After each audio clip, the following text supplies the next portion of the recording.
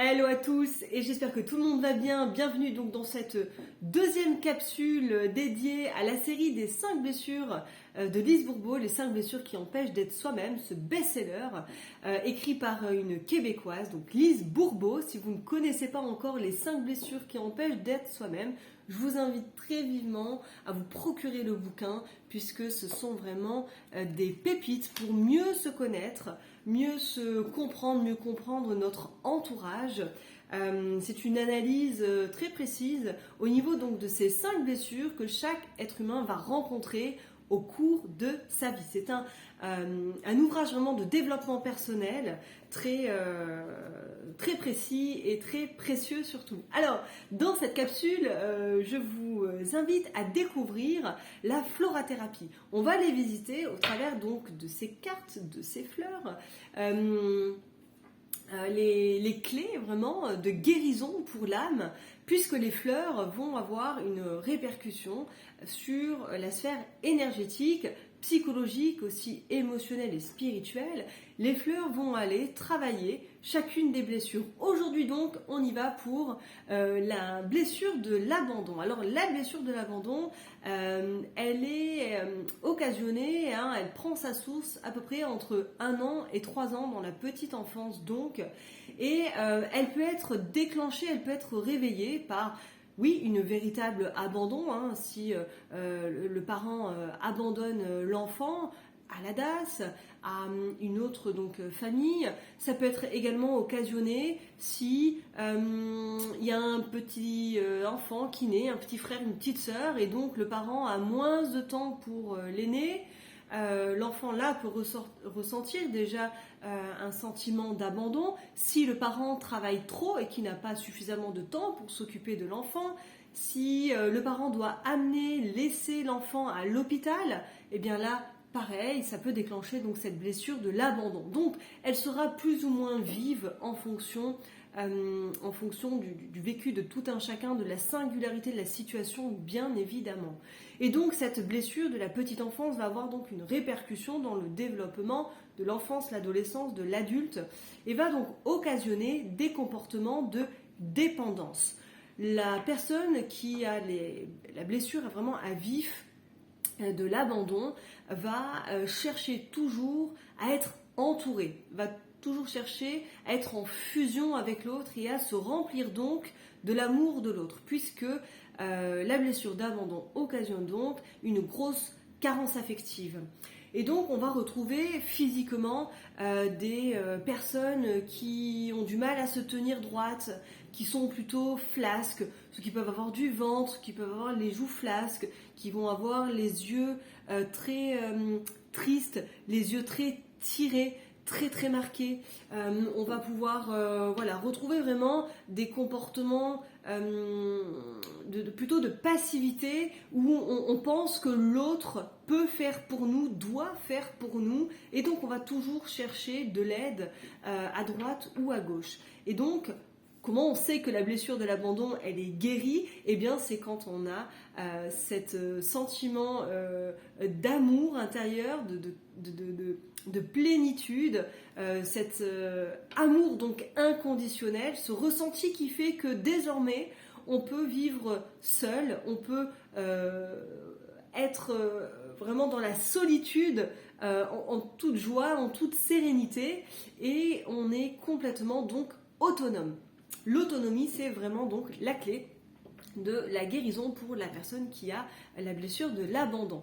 Je vérifie si j'ai quelque chose d'autre à vous dire. Oui, alors c'est comme la blessure du rejet. Je ne sais pas si vous avez déjà vu, donc c'est la première capsule vidéo dédiée à cette série. Et effectivement, la blessure du rejet, comme la blessure de l'abandon, ce sont des blessures qui vont profondément toucher l'être de la personne.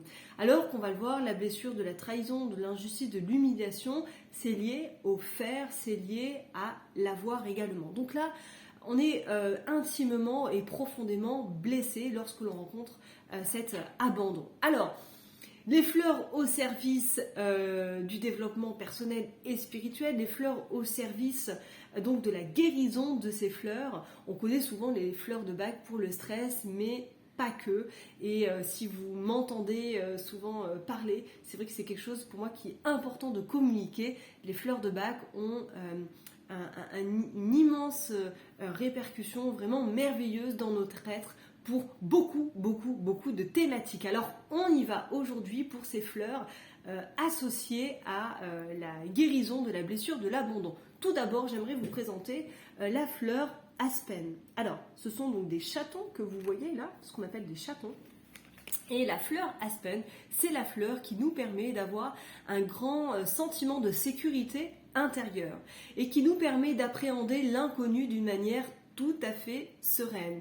Et donc, dans cet inconnu, on entend donc la solitude. Et oui, on va pouvoir appréhender la solitude de manière beaucoup plus sereine. Pourquoi ? Parce qu'on est sécurisé à l'intérieur. Aspen, c'est aussi un puissant filtre astral. On la surnomme la fleur des médiums. C'est la fleur aussi des pressentiments. Quand on sent que quelque chose de négatif va se passer, qu'on a toujours ce scénario catastrophe, ce scénario noir, et qui fait qu'on est toujours dans l'appréhension d'un événement, d'un danger. Eh bien, Aspen va permettre de relativiser, bien sûr, de capter des informations et de pouvoir se recentrer, de pouvoir appréhender vraiment l'inconnu d'une manière tout à fait sereine et la sécurité intérieure d'abord et avant tout avec Aspen. Une fleur qui plaît d'ailleurs beaucoup aux enfants.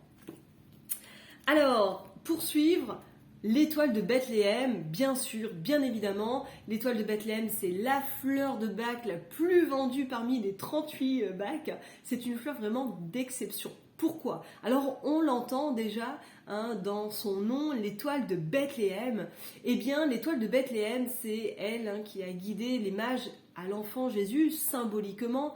On va retrouver donc cette même signature. C'est elle qui va permettre la guérison de l'enfant intérieur.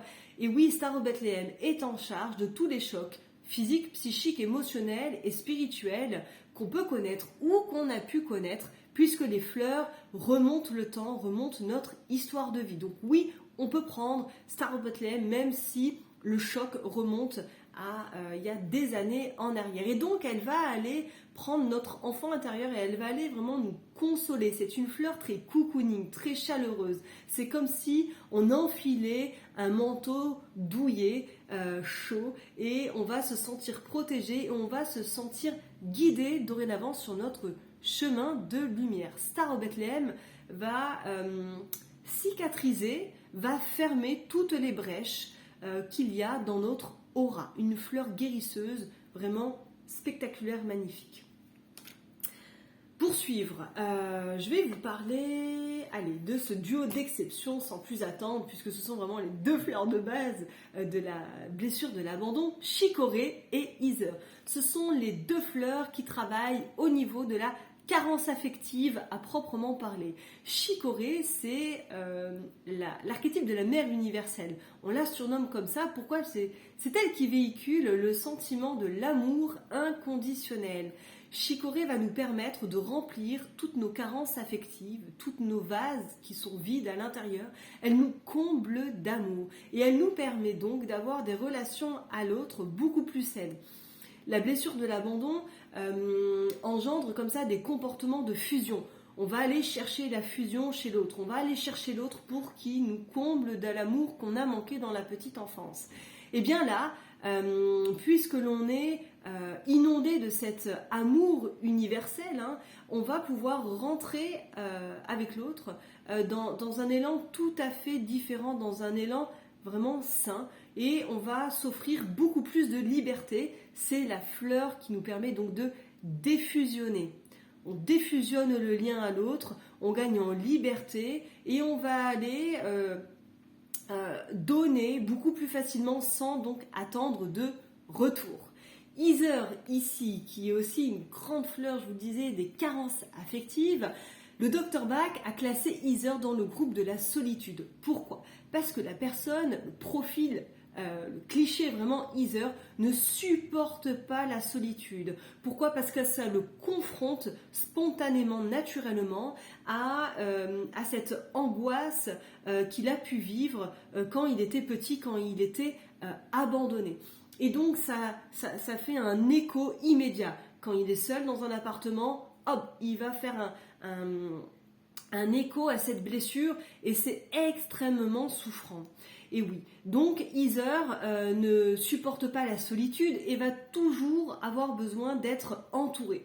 Et s'il n'est pas entouré, eh bien il va mettre la musique très forte, il va faire en sorte de ne pas se retrouver seul avec lui-même puisque ça occasionne donc une grande souffrance. Eh bien, Heather nous permet de dompter et d'aimer la solitude puisqu'elle va combler nos carences affectives et elle va éviter de chercher l'attention chez l'autre. Le profil Heather va toujours avoir besoin qu'on ait les yeux sur lui, d'une manière inconsciente parfois, ou d'une manière complètement consciente aussi bien sûr. C'est la personne qu'on croise dans la rue et qui va nous accaparer, qui va nous parler, qui ne prendra pas le temps de demander et toi comment vas-tu, et qui va parler pour être avec l'autre. On peut attraper n'importe qui, des inconnus dans la rue, tout ça pour pas être seul. Et donc quand Heather est bien développée, on va avoir une autre attention à l'autre, on va avoir une écoute équilibrée, un discours, une relation équilibrée. On va parler autant qu'on va écouter et on ne va plus chercher à accaparer le regard, à accaparer l'attention chez autrui, puisque ça y est, on est enfin comblé au niveau donc de ces carences affectives. Un couple d'exception dans le système floral Bach, Chicorée et Heather, pour combler les carences de la petite enfance. Il y a une autre fleur de Bach que j'aimerais vous présenter, c'est Mustarde. Alors Mustarde, c'est la fleur de la lumière. Mustarde, c'est la fleur qui nous offre la joie de vivre, des relations chaleureuses, la convivialité, le partage. Et c'est aussi une fleur qui travaille l'équilibre émotionnel pour éviter qu'on ait un nuage noir qui se pose comme ça au-dessus de nos têtes et on ne sait pas pourquoi, on va rentrer dans une période de spleen, de repli sur soi, un état dépressif, pourquoi pas une dépression, et ça va travailler comme ça par cycle. Ça part comme c'est revenu et on ne sait pas quand est-ce que le prochain épisode va arriver. Et bien là, c'est pareil, dans l'inconscient de la personne qui a la blessure de l'abandon, on s'attend à tout moment à ce qu'on soit à nouveau en fait abandonné. Et donc ça occasionne beaucoup d'états dépressifs et de dépression. Les personnes qui ont cette blessure d'abandon à vif ont beaucoup plus donc de chances que les autres profils d'être en dépression et de connaître régulièrement sinon des états dépressifs. Donc Mustarde permet cette stabilité émotionnelle, permet donc cette lumière et qu'elle puisse donc jaillir et faire qu'on ait une relation à l'autre beaucoup plus saine, beaucoup plus confortable et éviter qu'on ait donc ces épisodes, cette appréhension qui revient régulièrement donc. Mustarde chasse la tristesse. Toutes les tristesses connues et les tristesses inconnues aussi. Je vous le disais, on reconnaît bien souvent une personne donc abandonnée qui porte la blessure de l'abandon parce que les yeux sont tristes. La tristesse se marque notamment au niveau du creux des yeux. Voilà, donc Mustarde, la fleur de la gaieté, la fleur de la joie de vivre, la fleur de la lumière. Waouh, elle est juste magnifique. Et j'aimerais terminer avec une fleur de Deva. Deva, c'est le laboratoire français qui est dans le Vercors qui poursuit les recherches du Dr Bach. Et Deva nous offre la fleur du tilleul, qui est une fleur vraiment d'exception pour la blessure de l'abandon. Je vais vous la lire puisque en lecture, il y a un caractère méditatif et déjà une guérison vibratoire qui peut... vous êtes là déjà favorable à l'écoute de cette capsule vidéo. Donc je vous lis la fleur du tilleul. Alors, l'élixir floral de tilleul est un élixir majeur et universel qui facilite la réceptivité à l'amour humain. Il apporte ses qualités de douceur, de protection, d'apaisement, de chaleur nourricière et de plénitude. L'élixir de tilleul est porteur d'une énergie féminine apaisante et adoucissante. Il renforce la relation intime entre la mère et l'enfant. Il est recommandé à la femme enceinte en début de grossesse pour se connecter avec son enfant. Ça n'a rien à voir avec notre sujet, mais petite parenthèse intéressante. En apportant chaleur nourricière et maternelle, l'élixir floral de tilleul est également recommandé aux femmes qui ont des difficultés à exprimer l'amour maternel. On le conseillera à la jeune mère juste après la naissance pour induire l'attachement à son enfant et favoriser l'émergence du lien affectif.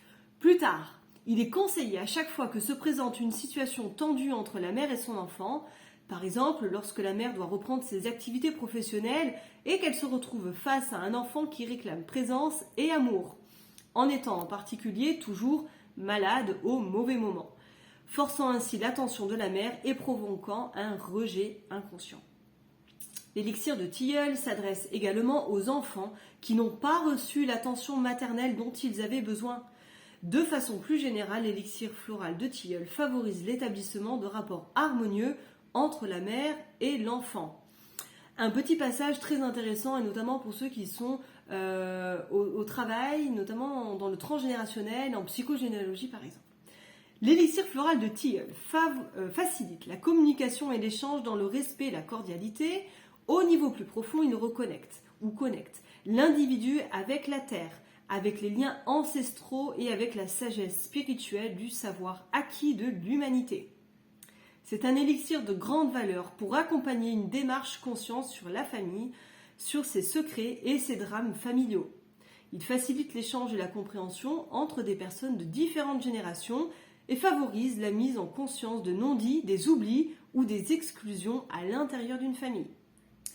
En résumé, l'élixir floral de tilleul apporte sa chaleur et sa douceur aux personnes qui se sentent coupées des autres ou de leurs racines, qui ont un sentiment d'abandon et de solitude. Utilisé conjointement avec l'élixir floral d'Achillée argenté, il favorise le lâcher-prise des émotions refoulées de l'enfance et aide à retrouver la capacité d'aimer. Et je préciserai la capacité d'aimer sainement. Voilà. Alors, plein de fleurs au service de la guérison de l'abandon. C'est une liste bien sûr non exhaustive. Si vous voulez que je vous prépare cet élixir floral, vous avez tous les liens nécessaires dans la barre d'infos. Bien sûr, portez-vous bien, vivez heureux, vivez autant que possible ce processus de guérison avec les fleurs. C'est tout le bien que je vous souhaite. On se retrouve pour la prochaine capsule vidéo. Et si ce n'est pas déjà fait, abonnez-vous, likez, partagez. Ça fait toujours plaisir et toujours chaud au cœur de voir cette chaîne Fleurs sur le chemin vivre, puisque sont les débuts de la chaîne. Je vous embrasse, on se retrouve tout bientôt. Ciao, bye bye.